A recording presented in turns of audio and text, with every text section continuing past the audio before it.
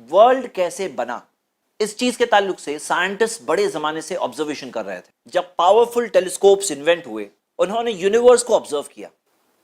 Observe کرتے کرتے انہیں ایک چیز کا احساس ہوا، ایک ریئلائزیشن ہوا کہ پورا یونیورس سپریڈ ہو رہا ہے. جیسے مثال کے طور پہ اسٹیون ہاکنز جو اس زمانے کے ایک بہت بڑے سائنٹسٹ ہے، انہوں نے اپنی کتاب A Brief History of Time میں انہوں نے بتایا ہے the discovery of bridges of matter in space is one of the biggest discoveries of this century which gives irrefutable evidence to the Big Bang theory.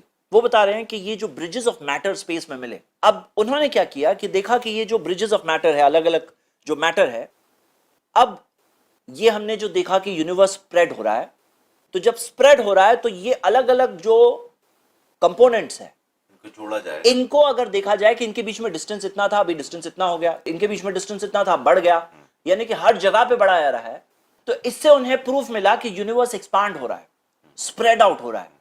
انہوں نے deductions کیا اور calculation سے یہ بات کنکلوژنز پہ پہنچے. جیسے کہ مثال کے طور پر اگر کوئی ریکارڈنگ کرنے میں دیکھ رہے ہیں کہ سپریڈ ہو رہا ہے، تو اگر اس کو ریورس موشن میں پلے کریں گے تو کیا ہوگا؟ قریب آتا ہوا دکھے گا. تو انہوں نے وہ کیلکولیشن سے ڈیڈیوس کیا کہ یہ جو سپریڈ ہو رہا ہے یہ سپیڈ میں اگر ریورس موشن میں ہم ٹائم میں بیکورڈ دیکھیں گے تو یہ قریب آ رہا ہے. قریب آتے آتے ایک ایسا ٹائم تھا جب یہ سارے کے سارے ایک تھے. یعنی کہ آج ہم یہاں بیٹھ کر دیکھ رہے ہیں یہ سورج ہے، یہ چاند ہے، یہ ستارے ہیں. کوئی یہ سوچ سکتا ہے کہ یہ سارے ستارے، یہ سورج، یہ چاند، یہ زمین، یہ سب کے سب ایک تھے، سب کے سب ملے ہوئے تھے، جسے پرائمری نیبیولا کہتے ہیں. اب یہ جو سب کے سب ملے ہوئے تھے، اس کے بعد ایک بہت بڑا دھماکہ ہوا تھا، ایک بہت بڑا ایکسپلوژن ہوا تھا جسے کہتے ہیں بگ بینگ. جو دو سائنٹسٹ نے اس بات کو ڈسکور کیا، انہیں یہاں تک کہ نوبل پرائز ملا.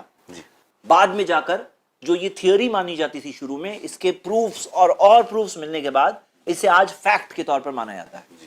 قرآن کی ایک آیت ہے سورۃ الانبیاء میں، سورہ نمبر 21 آیت نمبر 30.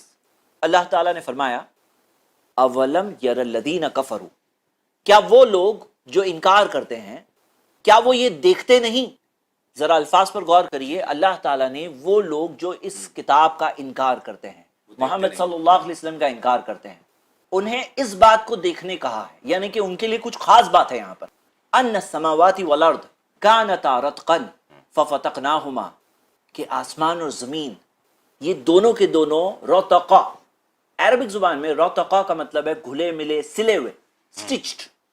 آسمان اور زمین یہ سب کے سب رتقا، کھلے ملے ہوئے تھے. ففتقناہما، فتقا کا مطلب ہے پھاڑنا، پھاڑ دینا.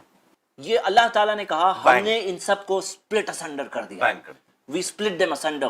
اب یہ فتقا ورڈ میں بھی فورس دکھائی دے رہی ہے.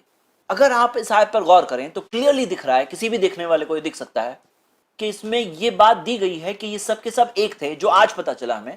اور جو کوئی وائلڈسٹ امیجنیشن میں کوئی یہ سوچے کہ بھئی یہ سورج اتنا دور، یہ چاند اتنے دور، یہ ستارے اتنے دور زمین کے ساتھ ملے ہوئے تھے، یہ سب ایک تھا، یہ بات کسی کو شاید نہیں پتا ہوگی. سائنس کو بالاتفاق معلوم پڑی.